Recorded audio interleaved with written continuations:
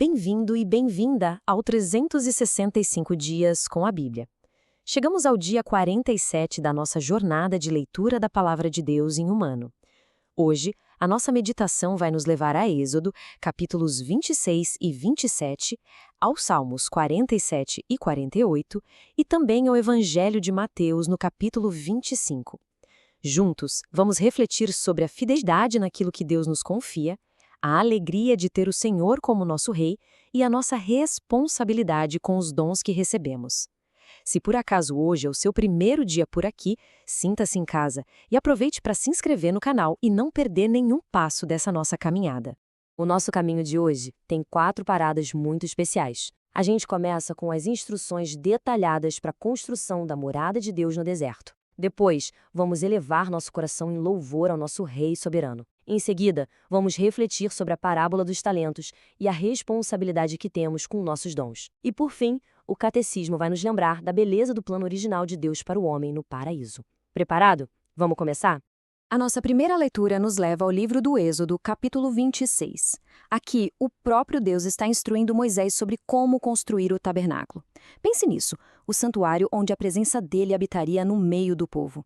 Vamos ouvir com o coração atento a cada detalhe, porque eles revelam o imenso cuidado e a santidade desse lugar. A palavra diz: farás o tabernáculo com 10 cortinas de linho fino retorcido de púrpura violeta, púrpura escarlate e de carmesim, sobre as quais alguns querubins serão artisticamente bordados. Cada cortina terá 28 côvados de comprimento e 4 côvados de largura. Terão todas as mesmas dimensões. Olha só a nobreza dos materiais que Deus pede. Cada elemento que a gente vê aqui, o linho, as cores púrpura e carmesim, o ouro, a prata, a madeira de acácia, nada foi escolhido por acaso. Tudo foi selecionado com um propósito muito claro: apontar para a santidade e a majestade daquele que iria habitar ali. A beleza e o valor de cada material refletem a honra que é devida a Deus. E a leitura continua com um detalhe impressionante sobre como unir as cortinas. Farás também 50 colchetes de ouro, com os quais juntarás as 2 cortinas, a fim de que o tabernáculo forme um todo. 50 laçadas de um lado, 50 colchetes de ouro do outro, para unir tudo e fazer do santuário uma peça única. Que símbolo lindo da unidade que Deus deseja para o seu povo, todo reunido na sua presença. E a estrutura do tabernáculo? Bom, ela é descrita com a mesma precisão divina. Tábuas de madeira de acácia, aquela madeira super resistente do deserto, seriam todas recobertas de ouro puro, e essas tábuas se sustentariam sobre bases de prata maciça, uma estrutura ao mesmo tempo forte e preciosa, feita para ser a morada do Altíssimo no meio da travessia do deserto. E então vem a instrução sobre o véu. Farás um véu de púrpura violeta, de púrpura escarlate, de carmesim e de linho retorcido, sobre o qual serão artisticamente bordados querubins. Esse véu servirá para separar o santo do santo dos santos. Esse véu protegia o lugar da presença mais íntima de Deus, onde ficava a Arca da Aliança. Era um sinal claro da imensa santidade de Deus e da reverência que a gente precisa ter para se aproximar dele. E este versículo aqui é fundamental. Deus não pede a criatividade humana, mas a fidelidade a um projeto que veio do céu. Levantarás o tabernáculo segundo o modelo que te foi mostrado sobre o monte. A obediência exata àquilo que Deus revelou, esse é o caminho para que a sua presença se manifeste entre nós. Avançando para o capítulo 27, a instrução agora é sobre o altar dos holocaustos, que ficava no pátio externo. Farás o altar de madeira de acácia, será quadrado e o cobrirás de bronze. Era neste altar que os sacrifícios de expiação eram oferecidos, um lugar de reconciliação e comunhão com Deus, e a cobertura de bronze simbolizava o juízo de Deus sobre o pecado. Por fim, o pátio, o átrio que cercava todo o tabernáculo, também é descrito em detalhes. Farás o átrio para o tabernáculo. Do lado meridional haverá cortinas de linho fino retorcido, numa extensão de 100 côvados. Esse pátio externo criava um espaço sagrado que separava o santo do profano e delimitava a área onde o povo podia chegar mais perto para adorar a Deus. Agora, depois de vermos tantos detalhes da construção, a gente mergulha na alegria da adoração. Os Salmos 47 e 48 são cantos de louvor que celebram Deus como o grande Rei de tudo e de todos. A presença dele em Sião é o motivo da alegria e da segurança do povo. Vamos nos unir a essa oração com o coração exultante. O Salmo 48 já começa com essa declaração de fé que transborda de alegria. Grande é o Senhor e digno de todo louvor, na cidade de nosso Deus. O seu Monte Santo, colina magnífica, é uma alegria para toda a terra. A presença de Deus em Jerusalém, no Monte Sião, não é uma bênção só para aquele lugar, mas é uma fonte de alegria que se espalha pelo mundo inteiro. E a fé do salmista não é teórica, sabe? Ela é baseada na experiência. Aquilo que ele ouviu dos seus antepassados, agora ele vê com os próprios olhos. Como nos contaram, assim o vimos na cidade do Senhor dos Exércitos, na cidade de nosso Deus. Deus a sustenta eternamente. Isso é uma confiança inabalável na proteção e na fidelidade de Deus. O Salmo nos faz uma pergunta que ecoa na alma da gente até hoje. Por que ter medo nos dias difíceis?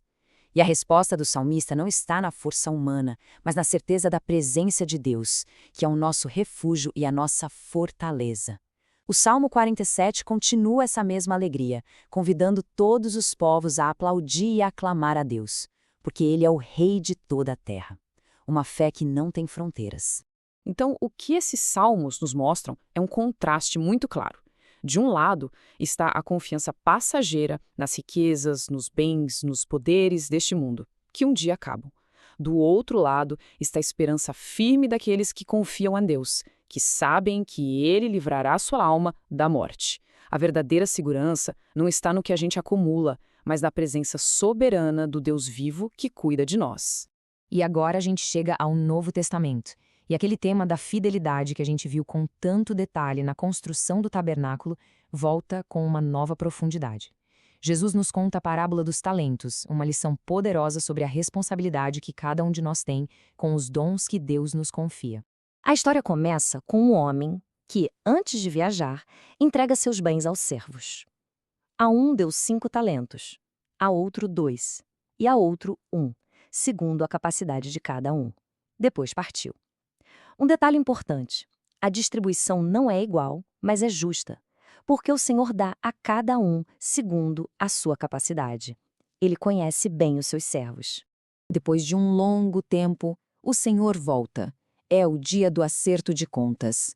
O primeiro servo, aquele que recebeu 5 talentos, se aproxima todo feliz e diz: Senhor, confiaste-me 5 talentos. Eis aqui outros 5 que ganhei. Ele não ficou parado.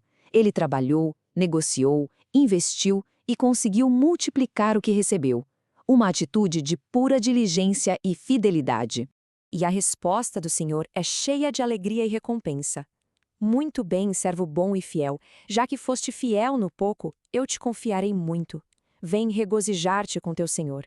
E o mais bonito é que o servo que recebeu 2 talentos e ganhou outros 2, ouve exatamente as mesmas palavras.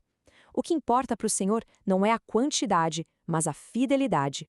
A fidelidade no pouco é o que abre as portas para o muito. Mas aí, por fim, chegou o servo que recebeu 1 talento só.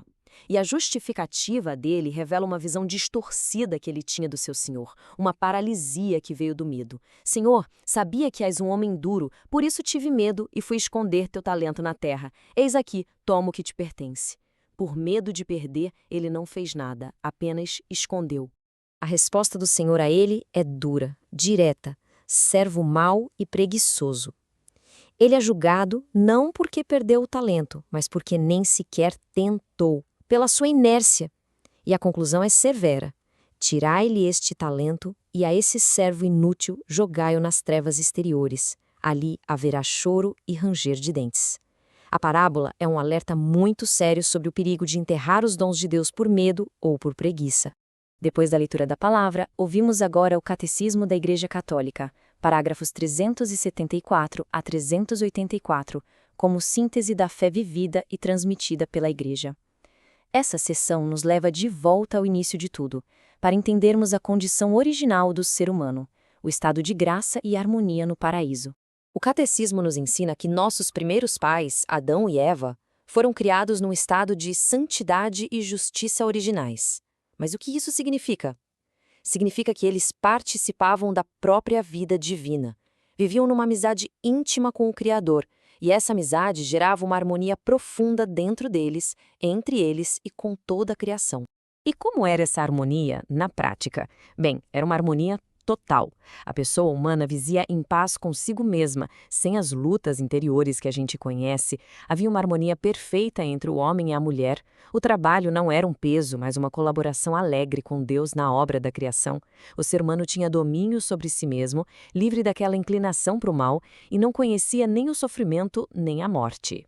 E o catecismo encerra essa reflexão com uma frase que resume tudo de forma poderosa. Da amizade de ambos com Deus derivava a felicidade da sua existência no paraíso. A fonte de toda a felicidade e de toda a harmonia não estava neles mesmos, nem nas coisas criadas, mas na comunhão íntima e amorosa com o seu Criador. Essa é a nossa vocação original.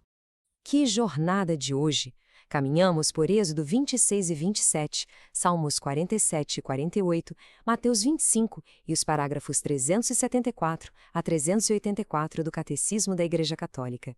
Se esta leitura te ajudou, inscreva-se no canal para a gente continuar essa caminhada juntos amanhã e não se esqueça de deixar nos comentários o que mais tocou seu coração. Compartilhe também com alguém que precisa ouvir essa mensagem.